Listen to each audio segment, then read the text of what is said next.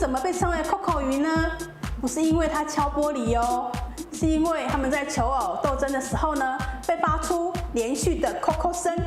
小青有听过，很好玩，无法想象，对不对？如果想体验 Coco 鱼的声音，建议单一品种饲养。不过呢，要在比较安静的地方才能听见哦。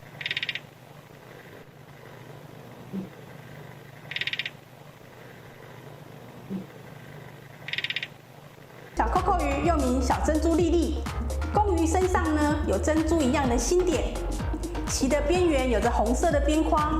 然后呢，它幼鱼的时候丑不拉几，等到鱼稍微成长之后呢，它的体色就会亮丽了起来哦。